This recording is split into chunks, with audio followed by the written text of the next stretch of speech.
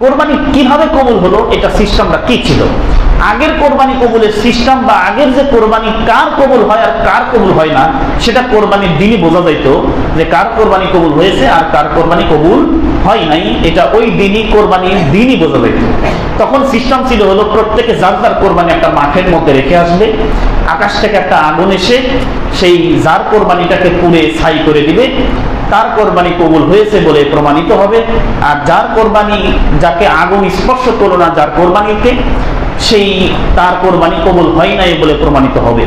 তাহলে আকাশ থেকে হাবিলের কোরবানি দেখা গেল আল্লাহ রাব্বুল আলামিন কবুল করলেন, আর কাবিল যেটা উপস্থাপন করেছিল সেখানে কোনো আগুন স্পর্শ করে নাই। পরবর্তীতে কাবিল রেগে গেল, হাবিলকে হত্যা করলো, এটা পরের কথা। তাহলে এখানে যেটা বোঝা গেল, আগের কোরবানির সিস্টেম ছিল হলো আকাশ থেকে আগুন এসে যেটা পূর্বে সেটা কবুল হয়েছে বলে প্রমাণ হইতো। মহান আল্লাহ তাআলা রহমান রহিম দয়ালু মেহেরবান এই উম্মতকে এই সিস্টেম থেকে এই সিস্টেমটা দেন নাই যে কার কোরবানি কবুল হবে আর কারটা হবে না। আগে যেমন আকাশ থেকে আগুন এসে পুড়ে ফেলতো, সেই সিস্টেমটা এই উম্মতের জন্য আল্লাহ রাব্বুল আলামিন রাখেন নাই। এই জন্য আল্লাহর হাজার শুকরিয়া আমাদের যে আল্লাহ তাআলা এই সিস্টেমটা রাখেন নাই। কেন? যদি এই সিস্টেমটা রাখা হতো তাহলে আমাদের অসংখ্য মানুষ তারা কোরবানি দিত না, তারা কোরবানি দিত না। কেন কোরবানি দিত না? কারণ সে তো জানে যে তার ইনকাম সোর্স কি, সে তো জানে তার মনের অবস্থাটা কি। সে তখন টেনশনে পড়ে যেত যে আমি এত বড় মানুষ, এলাকার মধ্যে এত নাম দাম আমার, তা আমি একটা এত বড় বিশাল কোরবানি দিলাম, 10 লাখ টাকা দিয়ে একটা বড় মোটা সোটা গরু দিলাম, অথচ আগুন এসে পাশের একটা এই 15,000 টাকা দামের একটা ছাগলে পুড়ে রেখে গেল, আর আমার এত বড় গরুর কোনো একটা পশমও পর্যন্ত পড়ে নাই। হ্যাঁ, তার মানে কবুল হয় নাই, এটা বোঝা যাবে। আর ওর ছাগল পুড়ে ছাই করে দিয়ে গেছে, ওরটা কবুল হয়েছে। কে রে ছাগল কার এটা? ওই দেখে যে গ্রামের ওই স্বাভাবিকভাবে চলে, কোনো মতে চলে, হ্যাঁ, জোগায়া জোগায়া একটা ছাগল দিতে পারছে, তার কোরবানি আল্লাহ কবুল করছেন।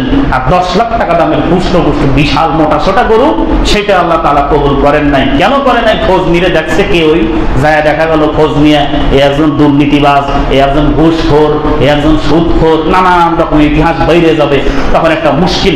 সেই ভয়ে অসংখ্য মানুষ কোরবানি দিত না।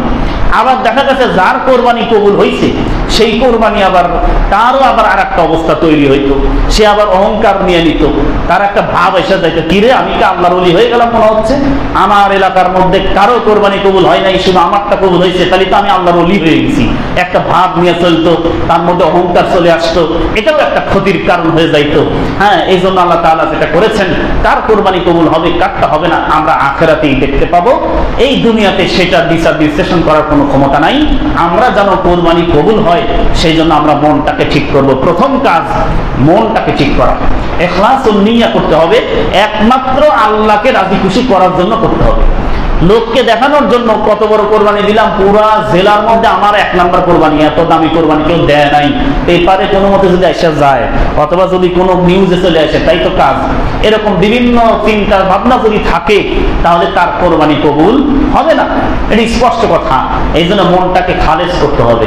ফাসাল্লি লিরাব্বিকা ওয়ানহার, একমাত্র আল্লাহর জন্যই কোরবানি করতে হবে। আপনার কোরবানির কোনো একটা অংশ মহান রব্বুল আলামিন কিন্তু নেবেন না। আল্লাহ রব্বুল আলামিন পবিত্র কোরআনের মধ্যে বলেছেন, লা ইয়ানালাল্লাহু লুহুমুহা ওয়ালা দিমাউহা ওয়ালাকিন ইয়ানালুহু তাকওয়া মিনকুম।